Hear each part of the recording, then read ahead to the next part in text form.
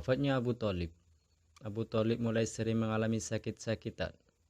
Semakin lama semakin kian berat. Akhirnya beliau meninggal pada bulan Rajab tahun 10 kenabian. Setelah 6 bulan dari peristiwa pembaikotan. Dalam riwayat yang sahih disebutkan bahwa ketika beliau sekarat, Rasulullah datang menghampirinya. Saat itu ada Abu Jahal di sisinya. Rasulullah SAW berkata, "Wahai pamanku, ucapkan la ilaha illallah, kalimat yang dapat aku gunakan untuk membelamu di sisi Allah." Abu Jahal dan Abdullah bin Abi Umayyah berkata, "Wahai Abu Thalib, apakah engkau membenci agama Abdul Muthalib?" Berulang-ulang mereka katakan itu, hingga akhirnya ucapan Abu Thalib adalah, "Saya tetap berada di dalam agama Abdul Muthalib." Mendengar itu Rasulullah bersabda, "Aku akan meminta ampunan untukmu selagi aku tidak dilarang dalam hal itu." Lalu turunlah ayat Allah Ta'ala, "Tiadalah sepatutnya bagi Nabi dan orang-orang yang beriman memintakan ampun kepada Allah bagi orang-orang musyrik, walaupun orang-orang musyrik itu adalah kaum kerabatnya.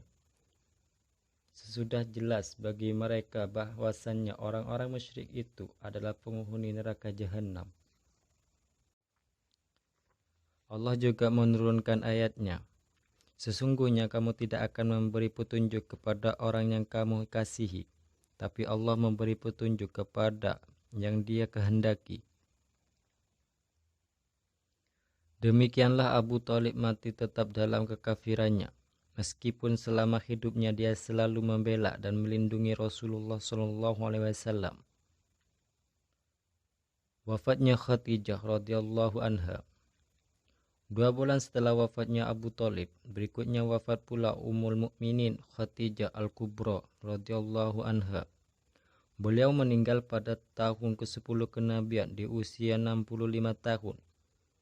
Sedangkan pada saat itu Rasulullah SAW berusia 50 tahun. Khadijah adalah istri yang selalu mendampingi Rasulullah SAW di masa-masa terberat awal dakwah beliau. Dia korbankan diri dan hartanya demi kelangsungan dakwah beliau. Hal tersebut terungkap dari ucapan Rasulullah SAW sendiri tentang Khadijah. "Dia beriman kepadaku ketika orang-orang kufur kepadaku. Dia membenarkan ketika orang-orang mendustakanku. Dia menyerah hartanya untukku ketika orang mencegah hartanya untukku. Dan Allah memberiku keturunan lewatnya, sementara yang lain tidak mendapatkannya." Tumpukan kesedihan. 2 kejadian di atas sangat besar pengaruhnya dalam diri Rasulullah SAW. Mengingat kedua orang tersebut selama ini sangat besar artinya dalam kehidupan Rasulullah. Sementara itu di sisi lain tekanan dan ancaman orang-orang kafir semakin menjadi-jadi karena kini tidak ada lagi Abu Thalib yang suka melindunginya. Melihat hal tersebut Rasulullah mencoba hijrah ke Taif dengan harapan di sana mendapat sambutan baik, tidak seperti